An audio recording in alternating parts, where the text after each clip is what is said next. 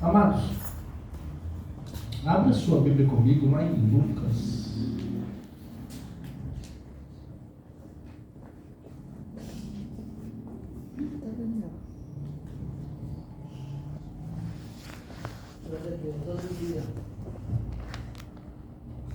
Lucas, capítulo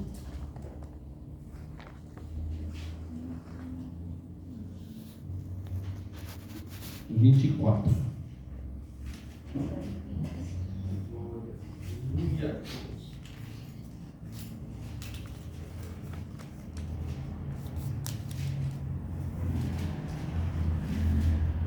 Glória a Deus. Capítulo 24, nós vamos ler a partir do versículo 1 mesmo.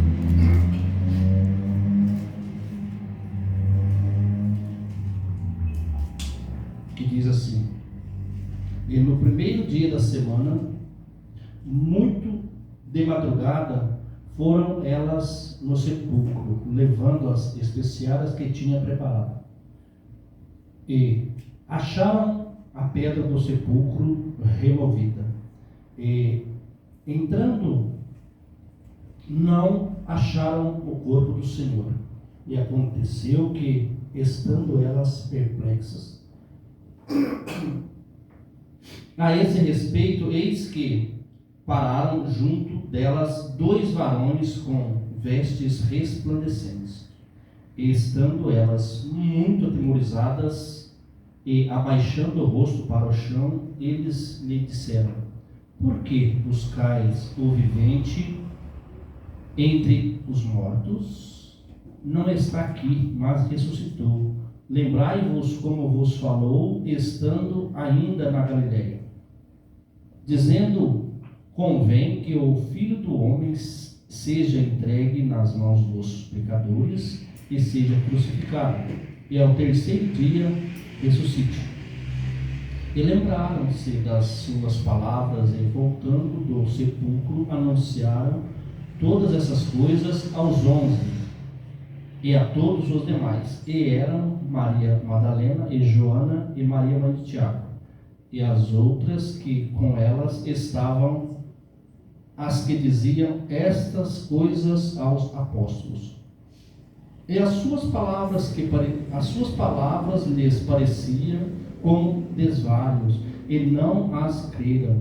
Pedro, porém, levantando-se, correu ao sepulcro, e abaixando-se, viu os lençóis ali posto, e retirou-se, admirando consigo aquele caso. Amém, irmãos? Amém. Nós sabemos que Jesus, ele veio a este mundo, como está escrito, deixou toda a sua glória e veio a este mundo de pecado, mundo tenebroso em certos ângulos de visão que nós olhamos. Essa é a realidade do mundo em que vivemos. E às vezes hoje nós até falamos, a gente observa que as coisas estão a cada dia mais estreitando. Vemos que está aproximando, amados, o tempo do fim. E uma coisa que a gente vai observando e vendo é que em alguns casos que tem acontecido, alguns eventos que têm acontecido, alguns casos que, vamos falar, na época de Noé, foi pregada a palavra, Noé ali pregando a palavra, falando da vinda do dilúvio ali, do que o Senhor Deus queria, que ia acontecer, e as pessoas não davam crédito no que Noé falava. Foi por muito tempo falando, pregando, construiu ali uma arca, e o Senhor Deus falando: constrói, que vai ser tua moradia por algum tempo. Amados, as pessoas, muitos, pode falar que quase todos, porque nós sabemos quantas pessoas que se salvou naquela época, né? 8 pessoas. Então, o que acontece? Logo depois, nós vemos que o mundo cresce, o número de habitantes de novo, e vem vindo. E o pecado, em algumas regiões, novamente, as pessoas começam a desacreditar. O povo começa a ficar rebelde. Deus usa ali Isaías para falar que estava aproximando a vida do Senhor, ele viria. E chega na época de que Jesus vem para cumprir algo que o homem jamais conseguiria cumprir. E a Bíblia desde o início nos fala de salvação, nos fala de um Deus que salva. E então, essa salvação só viria através de quem? Do Jesus Cristo, do Filho de Deus, do Deus encarnado, que ele encarnou e viveu aqui nesse mundo por mais de 30 anos. E João fala que ele era o verbo estava com Deus, ele era o verbo estava com Deus, o verbo se fez carne e habitou conosco. Olha só. E por que tudo isso, a gente começa a explicar tudo isso? Para chegar até em Jesus. E Jesus, então, Deus fala assim, não, agora é a hora de dar uma resumida nessa situação. Eu preciso que desce alguém lá para fazer o que o homem não pode fazer. Porque o sacrifício, amado, que Jesus fez é tão significante, tão importante, que homem nenhum poderia fazer. Glória a Deus. E a salvação é tão importante que é só em Jesus, é tão claro isso que era só em Jesus, que se Jesus não vem para ser sacrificado, entregar a sua vida por nós, não haveria então salvação. Aleluia. E Jesus vem, cumpre os requisitos que era para cumprir. Uns versículos atrás fala aqui da crucificação dele. Foi algo que chocou a população naquela época.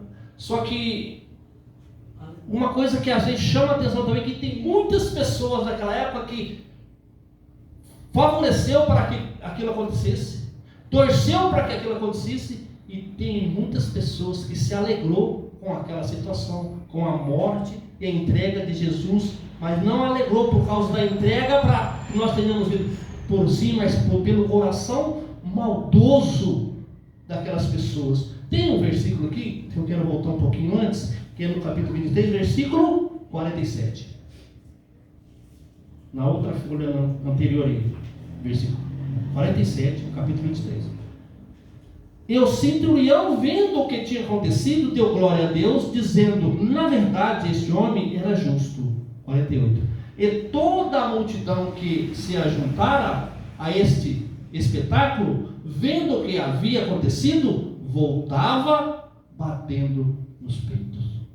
Está vendo? Que situação? Alegre porque tinham soltado Barrabás, então tinha crucificado quem? Jesus. E Jesus era tão, amados, tão assim, justo, fiel, sem maldade, que nós vemos também no versículo 34 desse capítulo 23, quando aquela maldade estava tudo acontecendo ali.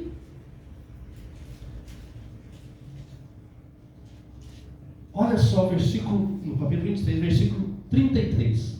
E quando chegaram ao lugar chamado A Caveira, ali o crucificaram, e aos malfeitores, um à direita e outro à esquerda. E dizia Jesus, Pai, perdoa-lhes porque não sabem o que fazem a respeito, não sabem o que fazem. E, repartindo suas vestes, lançaram sorte. Está vendo? Perdoa-lhes porque não sabe o que está fazendo. Naquela situação, ele ainda tinha condições de falar assim, Senhor, Pai, perdoa esse pessoal, eles não sabem o que está fazendo. Está vendo? O que é Jesus? O que é o amor de Jesus? Qual dentre os homens, numa situação de crucificação, iria falar algo assim? Aleluia. Ou teria a moderação de espírito de falar algo nesse sentido. Diante de um povo torcendo para que ele fosse crucificado, torcendo para pior. Outros, como diz aqui a palavra, saíram batendo no peito, alegrando dos feitos. Aleluia. Enquanto as mulheres chegam naquele sepulcro, não encontram e ficam todas ali perplexas. Pedro, quando olha, que vai lá, que as mulheres vêm e falam, diz a palavra que a maior parte das pessoas não creram. Pedro, ele ficou meio confuso. E o que ele faz? Ele levanta e vai até o sepulcro. E diz aqui a palavra que ele, quando ele abaixa ali para olhar, ele só viu os lenços postos ali. E ele se retirou consigo. Aqui é o versículo 12 do capítulo 24. 12. Pedro, porém, levantando-se, correu ao sepulcro e abaixando-se, viu só os lenços ali postos. E retirou-se, admirando consigo aquele caso. Para muitos, quando acontece tudo aquilo, uns ficam perplexos, outros admiram como Pedro, e aí eles vão pensar como Pedro, vão pensar das coisas que havia dito, do que tinham falado, conforme foi dito aqui no versículo 6 desse 24. Não estás aqui quando aqueles varões de roupas reluzentes falam para as mulheres: olha, o que vocês estão procurando aqui? Procurando vivo entre os mortos? Está vendo? Ele fala assim, olha, versículo 5, capítulo 24, versículo 5. E estando elas muito atemorizadas e abaixando o rosto para o chão, eles lhes disseram: por que buscais o vivente entre os mortos? Aleluia! Aí sim é motivo de nós glorificar e exaltar o nome do Senhor, porque o Senhor tinha sido sepultado, mas no outro dia elas foram lá, ele já não estava naquele. Glória a Deus! Jesus foi crucificado numa sexta-feira, no sábado ficou tudo em silêncio, porque elas até prepararam, as mulheres até prepararam lá umas especiárias, mas elas não levaram no sábado, porque era a época ainda da lei. Você pode acompanhar no capítulo 23, versículo 55 comigo. Capítulo 20. Vamos, esses dois capítulos vamos estar trabalhando nele agora. Capítulo 23, versículo 55. 54, melhor. E era o dia da preparação, e amanhecia o sábado. E as mulheres que tinham vindo com ele da Galileia seguiram também e viram o sepulcro e como foi posto o seu corpo. E voltando elas, prepararam especiarias e unguento, e no sábado repousaram conforme o mandamento. Está vendo? No sábado era a lei, então elas não tomaram atitude nenhuma, elas prepararam lá as especiárias e no sábado elas repousaram. Só que no primeiro dia da semana, que hoje nós falamos domingo, mas na Bíblia é primeiro dia da semana. A Bíblia não fala de domingo, fala primeiro dia da semana, de primeiro ao sétimo. Primeiro, segundo, terceiro, sétimo dia. Então, no primeiro dia da semana, foi que elas foram lá. Já era então para o terceiro dia. Foi que Jesus já havia então ressuscitado. Aleluia. Já não estava naquele sepulcro. Está vendo? Para a glória de Deus, ele já tinha ressuscitado. Foi aonde que elas ficaram perplexas. Pedro ficou admirado. E o Senhor já estava entre algumas pessoas por ali, porque ele apareceu para bastante pessoas. Para bastante. Nós vemos na Bíblia, isso é uma outra pregação, nós vamos uma hora falar sobre isso. Mas o importante é que o Senhor veio a este mundo, ele entregou por mim e por você, e ao terceiro dia ele ressuscita, ficou uns dias aqui ainda nessa terra.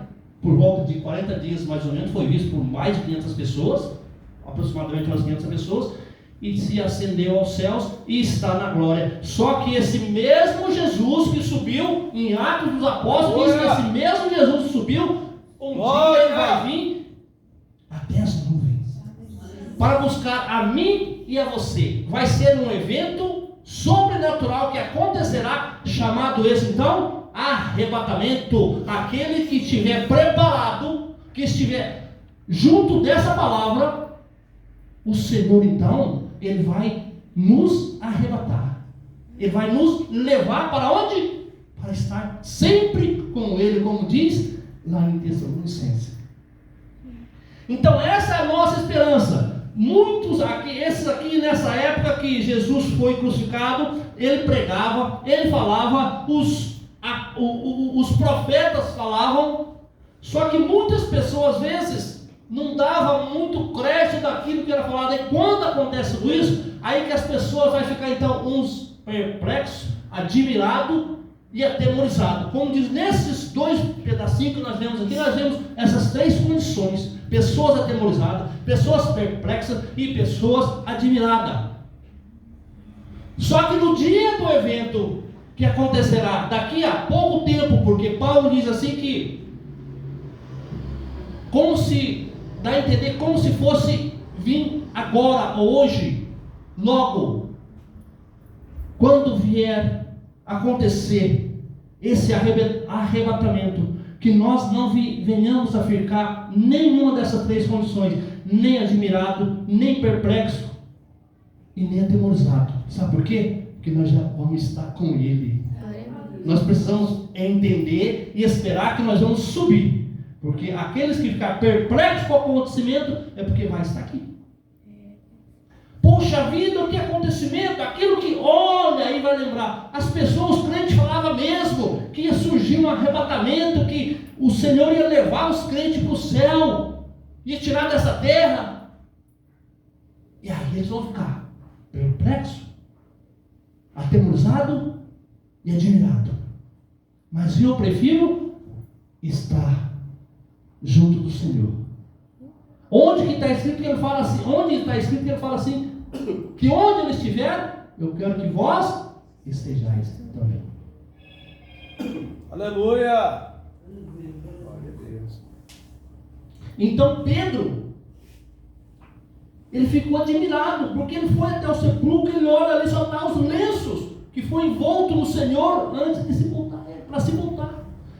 E o engraçado, o importante também, é que quando aquela mulher chega, dois varões com vestes resplandecentes, que nós encontramos no versículo 4, com vestes resplandecentes, olha aqui, e entrando não acharam o corpo do Senhor Jesus, e aconteceu que, estando elas perplexas a esse respeito, eis que pararam junto delas dois varões com vestes resplandecentes. Aleluia. E eles falam para ela assim, eles lhes disseram, por que buscais o vivente entre os mortos? Aleluia. Glória a Deus. Ou em outras palavras, o Senhor já vive. Ele já saiu dessa cova, ele já saiu desse sepulcro, ele já não está mais aí. Ele desceu a esse lugar só para cumprir aquilo que estava escrito, aquilo que os profetas tinham falado, aquilo que os pregadores tinham falado, que o Senhor Jesus viria, ele ia entregar. Ele mesmo falava que o filho, era necessário que o Filho do Homem entregasse e fosse sepultado e ele ressuscitasse ao terceiro dia. Tudo isso para quê? Para que se cumprisse as Escrituras, ou seja, para que se cumprisse a palavra de Deus. E então, falando em cumprir a palavra de Deus, nós vemos isso tudo aqui, desde o início ao fim da palavra de Deus, da Escritura do Senhor. Aquilo que está escrito que irá cumprir, vai cumprir, amados. Vai cumprir. Porque diz a palavra do Senhor que é necessário cumprir a palavra do Senhor. E diz ainda mais, que pode passar céu e passa terra, mas a palavra de Deus, ela não passará sem que cumpra aquilo que foi designado. Ela não passa sem que cumpra o que está escrito. Vai haver um arrebatamento? Vai haver um arrebatamento. Quando falavam lá, o Messias vem, lá em Isaías fala, o nome dele será chamado Príncipe da Paz, o Emanuel, Deus conosco, e assim por diante. E aí, aconteceu. Jesus ele virá até as nuvens para buscar aqueles que fazem a vontade dele aqui nessa terra. Vai acontecer? Vai acontecer. Então, amados, nós precisamos ficar atento com as coisas que está escrito aqui. Mas e se eu não fizer conforme é preciso? Aí é cada um, é a pessoa com Deus. Aí nós podemos olhar naquela passagem de Mateus 25, que fala das 10 virgens, 5 prudentes e 5 não prudentes. 5 estavam com as botijas cheias de azeite, com azeite o suficiente para ir até onde elas iam chegar. Esse é o crente que está com o Espírito Santo, cheio do Espírito Santo, está com o entendimento, está buscando, está acreditando e crendo que o Senhor virá para lhe buscar naquele dia. E manter firme com a botija, seria a botija cheia do azeite. Tá. E as prudentes? É aquelas também que está com o azeite, mas um pouco só. Não consegue chegar ao destino, vai faltar. E a nós? Será que nós vamos faltar a nossa fé? Será que vai faltar a nossa crença? Será que vai faltar a nossa busca? Será que não vai faltar nosso conhecimento? Não, nós precisamos ter a certeza. Não, as condições que eu estou caminhando, eu consigo chegar até o Mestre me aguarda. Até a Bíblia fala que nós somos a noiva de Cristo, parecido até com ali o capítulo 25 de Mateus. Das 10 virgens, elas iam ao encontro de quem? Noivo. E quando então acaba o azeite daquelas 5, elas viram para as outras 5. Vende um pouco do azeite de vocês para nós. E elas foi prudente. Falou assim: não é caso de nós vender para você. Se nós vender ou dar do nosso azeite para você, vai faltar para nós, vai ficar, talvez fique vocês e nós sem azeite. Então, vai comprar. Onde vocês encontrarem, vai comprar. E elas foram, só que quando elas voltaram, o noivo já tinha chegado. Porque elas batem, não vos conheço, não sei de onde vens. E aí? Está vendo como a palavra de Deus ela nos ensina? Ela nos esclarece. É isso que o Senhor nos explica. Fica firme, leia a palavra. O que a palavra diz para fazer? Diz para mim fazer isso. E eu estou fazendo o quê? Como está a minha botija? Como está o azeite? Está num nível razoável para chegar até aquele dia? Como está a minha fé? Como estão as condições da minha vida cristã? A minha vida espiritual? É isso que a palavra de Deus nos ensina. Se estiver pouco azeite, vamos providenciar esse azeite antes de ser o momento da chegada. Eu vou deixar para mim buscar o Senhor lá mais para frente. Só que esse mais para frente pode ser o momento que a gente não consiga mais. A Bíblia até fala algo importante, fala assim: buscar o Senhor enquanto se pode achar. Quando se pode achar? Hoje, agora.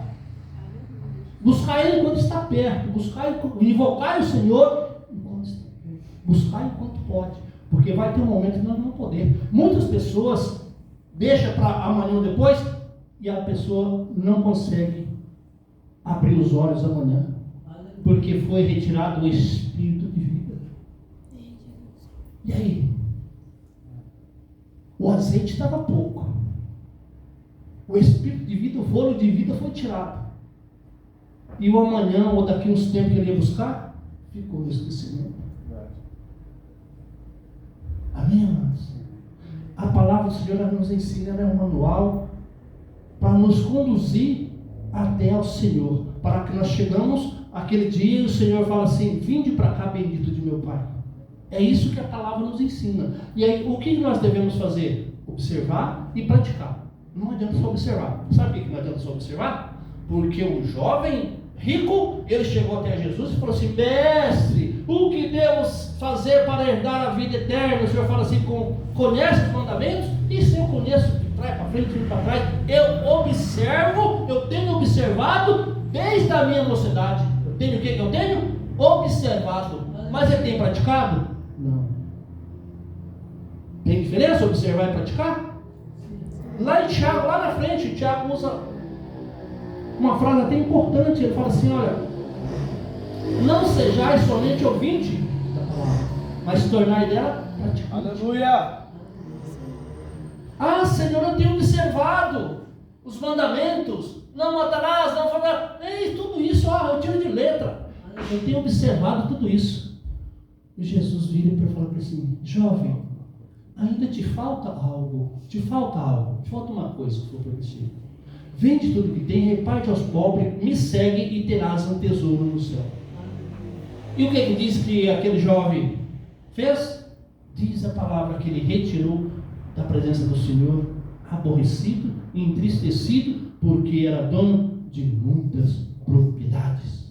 Ou seja, o mais importante, que era o vaso de azeite, estava baixo demais, estava muito pouco. O azeite dele não era suficiente para ir até onde ia. Pegou e se retirou, mesmo assim, com o vaso sem azeite. O Senhor ofereceu um paraíso, um tesouro nos céus.